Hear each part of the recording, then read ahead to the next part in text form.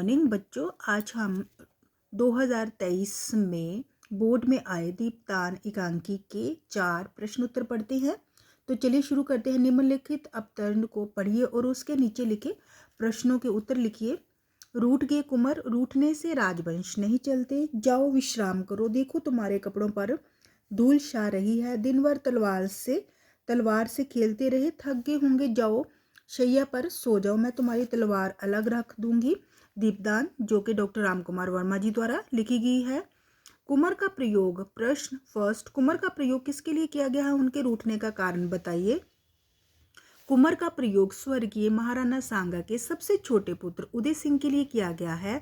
उनके रूठने का कारण ये है कि वह उत्सव में हो रहे नाच में जाने की आज्ञा धाय माँ से लेना चाहता है, जो स्वर्गीय महाराणा सांगा की स्वामी भक्त सेविका है। अचानक असमय होने वाले तुलजा भवानी के सामने किए गए दीपदान के उत्सव में उसे पन्नादाय को उसे किसी अनिष्ट का अर्थ बुरा होने की आशंका है, इसलिए वह कुंवर की सखी सोना और स्वयं अपने आप कुंवर के कहने पर भी पन्नादाय उन्हें उत्सव में जाने की आज्ञा नहीं देती। वह राजकुमार उदय सिंह के प्राणों की रक्षा करती है।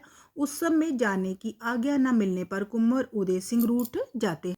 क्वेश्चन सेकंड, उदय सिंह का ध्यान उत्सव से हटाने के लिए वक्ता ने उसे मनाते हुए बहलाते हुए क्या कहा? वक्ता उदय सिंह की संरक्षिका पन्नादाय। उत्तर, उदय सिंह का ध्यान उत्सव से हटाने के लिए वक्ता पन्नादाय ने उसे मनाते हुए बहलाते हुए कहा कि रूठने से राजवंश नहीं चलते। जाओ विश्राम करो, मैं तुम्हारी तलवार अलग रख दूंगी। तो कुंवर उदय सिंह तलवार के साथ सोने की बात कहते हैं तो पन्नादाय कहती है कि अभी वह समय नहीं आया। चित्तौड़ की रक्षा के लिए तुम्हें कई दिनों तक तलवार के साथ ही सोना पड़ेगा। कुंवर उदय सिंह पन्नादाय को रूखे स्वर में कहते हैं कि तुम्हें तलवार से डर लगता है। पन्नादाय कुंवर उदय सिंह का मन बहलाते हुए कहती है कि चित्तौड़ में तलवार से कोई नहीं डरता। कुंवर, जैसे लता में फूल खिलते हैं ना, वैसे ही वीरों के हाथों में तलवार खिलती है, चमकती है। तुम कभी रात में अकेले नहीं जाओगे।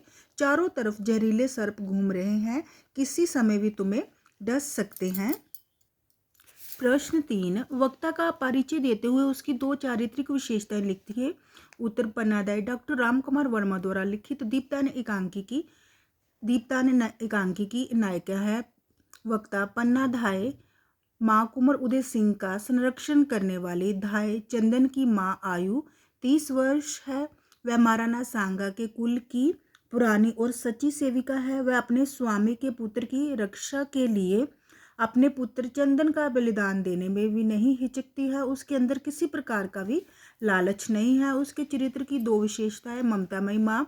पन्नादाय ममतामयी माँ है। वह उदय सिंह का पालन पोषण एक माँ के समान करती है। पन्ना अपने पुत्र चंदन से भी बहुत प्रेम करती है। उसके हृदय में दोनों के प्रति अगाध का अर्थ बहुत अधिक प्रेम है। स्वामी भक्त, पन्ना में स्वामी भक्ति कूट कूट कर भरी है। वह उदय सिंह का पालन पोषण अपना कर्तव्य समझती है और उसे अंत तक निभाती है।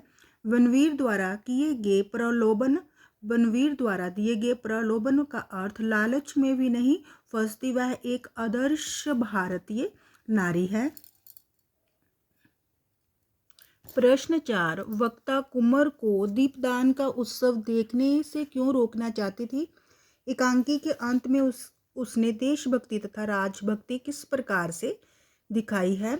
2023 का प्रश्न, वक्ता पन्नादाय कुंवर उदय सिंह चित्तौड़ के स्वर्गीय महाराणा सांगा का सबसे उदय सिंह कौन है?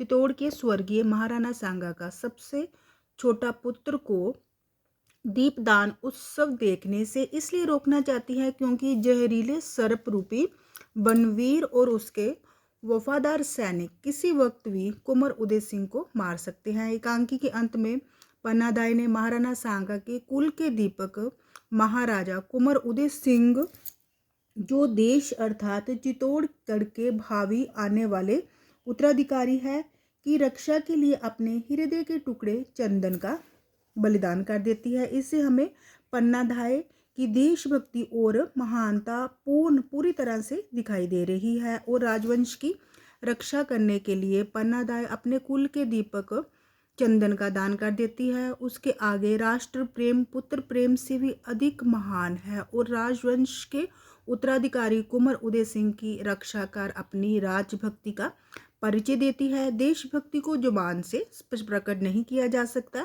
वह तो दिल में होती है। देश के लिए पन्नादाई अपना सब कुछ कुर्बान कर देती है। उसकी देशभक्ति और राजभक्ति को सलाम है।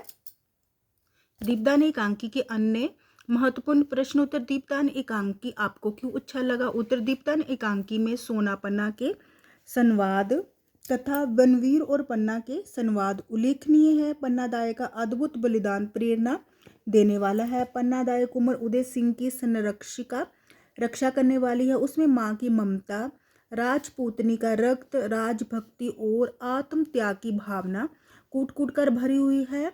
इससे हमें पन्नादाय की देशभक्ति और महानता पूर्ण रूप से इंगित दिखाई दे रही है। दीपदान एकांकी में पन्नादाय की स्वामी भक्ति, कर्तव्यनिष्ठता, सहनशीलता व अपूर्व अद्भुत त्याग झलकता है। उसका अद्भुत साहस पाठकों के हृदय को छू लेता है। अन्य महत्वपूर्ण प्रश्नोत्तर। बनवीर अपने इस क्रूर कृत्य को दीपदान, इस क्रूरता से भरे हुए कार्य को दीपदान क्यों कह रहा है? वास्तव में दीपदान करने में कौन सफल हुआ, समझाकर लिखिए। बनवीर महाराणा सांगा, महाराणा संग्राम सिंह के छोटे भाई पृथ्वी सिंह का दासी पुत्र, पृथ्वी सिंह का दासी पुत्र अपने इस कृत्य कार्य को इसलिए दीपदान कह रहा है। बनवीर कौन है? महाराणा संग्राम सिंह के छोटे भाई कौन थे? पृथ्वी सिंह। और पृथ्वी सिंह ने किनसे विवाह किया? एक दासी से। तो बनवीर पृथ्वी सिंह का दासी पुत्र अपने इस कार्य को इसलिए दीपदान कह रहा है क्योंकि उसने मदरा की मदहोशी नशे में ये सोचा कि उसने कुंवर उदय सिंह को तलवार से काट डाला है और इस प्रकार उसने चित्तौड़ के कुल दीपक का दान कर दिया है। परंतु वह इस कृत्य काम में सफल नहीं हुआ क्योंकि धाय माँ ने कुंवर उदय सिंह की जगह अपने पुत्र चंदन को लिटा दिया था और देश हित, देश की भलाई में अपने कुल दीपक का दान कर दिया था। इस प्रकार धाय माँ द्वारा किया गया दान ही असली दीपदान है। अरावली पहाड़ से आप क्या समझते हैं? अरावली पहाड़ किसके लिए प्रयोग हुआ है और क्यों?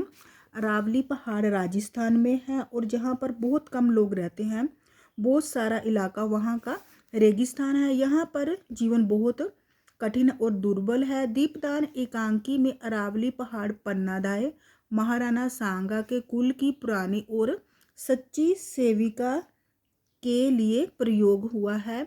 पन्नादाय बहुत ही ईमानदार, समझदार और देशभक्त औरत है। उसकी देशभक्ति को तोड़ना नामुमकिन है, इसलिए उसकी तुलना जो है अरावली पहाड़ से की गई है। एकांकी दीपदान, यही राजपूतनी की मर्यादा है, यही राजपूतनी का धर्म है। मेरा हृदय पत्थर का बना दो, माता के हृदय के स्थान पर पत्थर बना दो जिससे ममता का स्रोत चलना बंद हो जाए। प्रश्न एक, राजपूतनी कौन है, उसकी मर्यादा क्या है? राजपूतनी पन्नादाय है। अपने राजा स्वर्गीय महाराणा सांगा के प्रति वफादारी ही उसकी मर्यादा है। पन्नादाय अपने बेटे चंदन को कुंवर उदय सिंह की शैया बिस्तर पर लेटा देती है। इस प्रकार कुंवर उदय सिंह को बचाकर राजपूतनी की मर्यादा का पालन करती है। कथन की वक्ता पन्नादाय श्रोता शामली से ऐसा क्यों कह रही है? कारण शायद स्पष्ट कीजिए। पन्नादाय माँ वक्ता शामली श्रोता से कह रही है कि ये राजवंशी मर्यादा है। माँ भवानी, मुझे राजवंश की रक्षा के लिए बल, शक्ति और हृदय दो जिससे कि मैं अपनी ममता की परवाह न करते हुए अपने लाल चंदन की बलिदान दे सकूं और इस प्रकार राजवंश के उत्तराधिकारी कुंवर उदय सिंह की रक्षा कर सकूं। प्रश्न, हृदय दिल के स्थान पर पत्थर बना दो से आप क्या समझते हैं?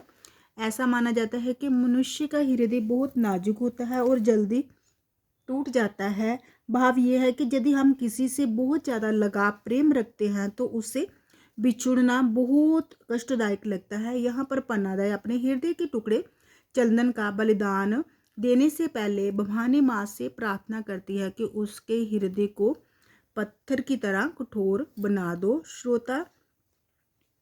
श्रोता शामली अंतपुर की परिचारिका सेविका और उसकी आयु 28 वर्ष है।